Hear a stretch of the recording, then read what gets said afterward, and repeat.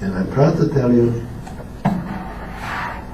that after my first speech, when my son brought both of my granddaughters, the oldest one was 10 at that time, the next day I had proof that I touched one, so I received the following poem. Indulge me if I read it to you, please. He rummaged through howling winds, his eyes filled with tears, and yet his heart was stronger than the hatred. His memories are filled with hardships, but his hand was filled with hope. He hoped to find light, and reader, there was light on the way. He knew it with his heart. Though he faced blood and tears, it only made him stronger, and he was meant to be here today. Reader, he was meant to save my soul. He lived through hatred and is a survivor of the Holocaust. My grandpa.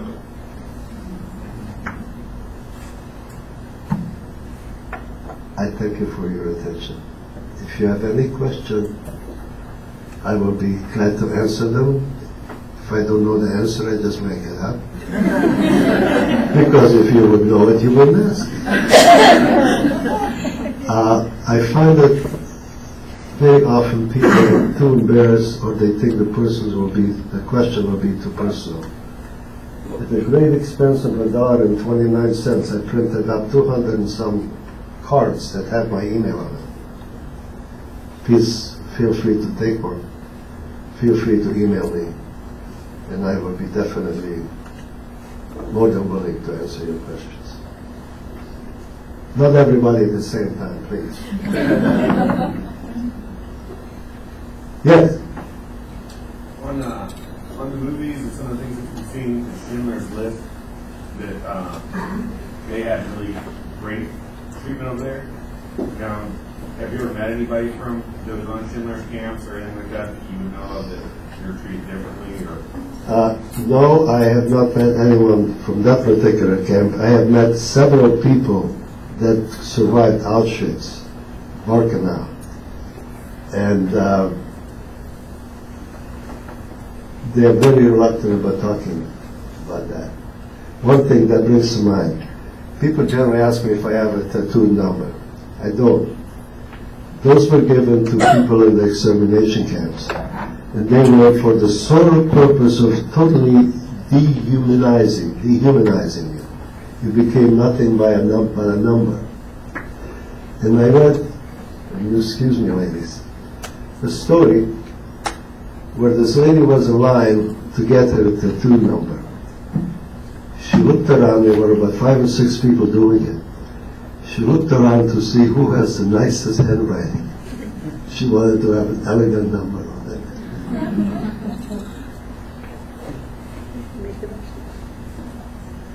Wow, did I make it that clear? Yes, sir. So in your specific camp, it wasn't as bad as Auschwitz or Machau? No.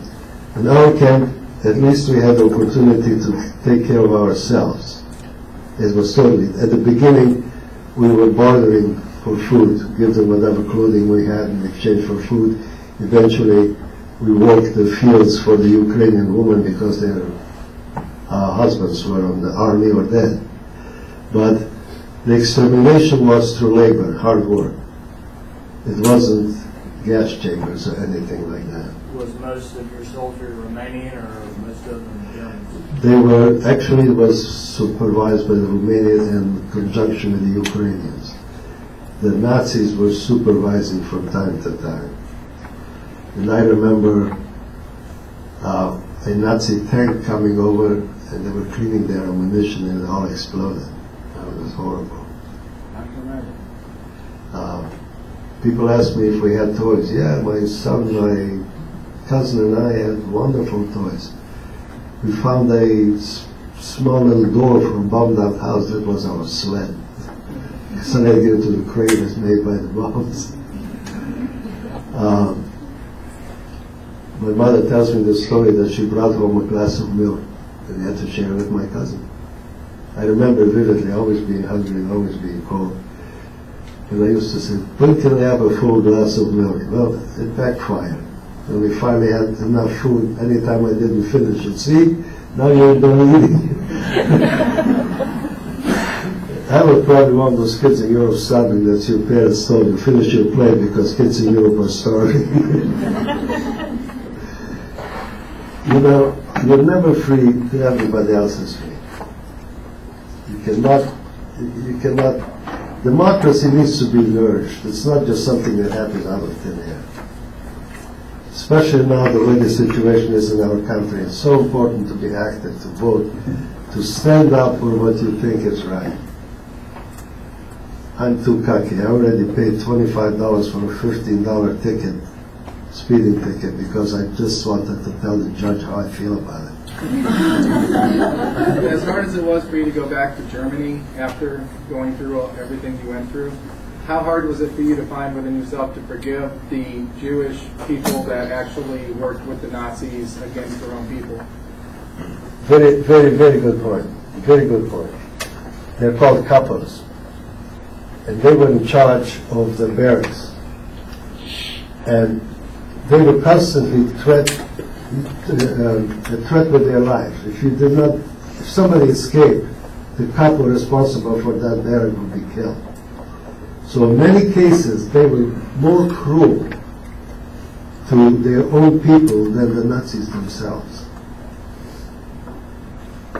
And as far as not hating, I can't remember when my mother started, year 4 back, even in the camp.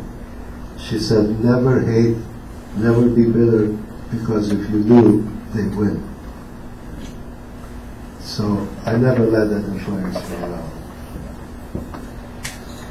As a matter of fact, I dated a German girl.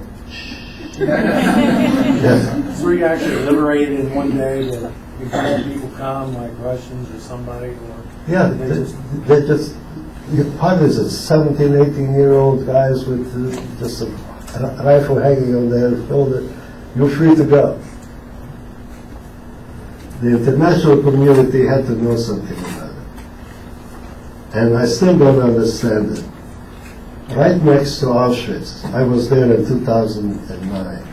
I visited Poland. Right next to the Auschwitz barracks was a tremendous paint factory. The American Air Force bombed the factory, but they did nothing to the kid. The international community stood by. But I cannot emphasize enough how important it is that many Gentile people, at the risk of their own lives, saved Jewish children. They're called righteous Gentiles. There is a whole museum dedicated to them in Israel. As a matter of fact, there is an organization that supports those people and their relatives that are in despair, that need help. And the neatest story in Krakow, Poland, small little town in Poland. Jewish family asked their neighbors to take care of their son. So at the risk of their own life, they accepted to do it. They fell in love with the kid. So they went to the priest trying to convert the child to Catholicism. The priest refused to do it. He said, if the parents don't come back, we'll talk about it. They tried again a year later. Make the story short, as fate would have it, the parents returned. They claimed their child. And years later, that lowly priest from Poland became John Paul II. How much quicker can you have retribution for a good deed? Some students in Wisconsin did a project. They discovered that a nurse saved 2,500 Jewish children. They thought it's a typo. They dug into it. They found out it's actually true. She used to smuggle the children out of the camp. She took their Jewish name, put it in a jar and buried it, and gave them Christian names. 2,500 children. And that's why they're called righteous Gentiles. They did the right thing. If more people would have done that, it would not have happened. How are we doing on time, boss? We're good. We're good. Questions?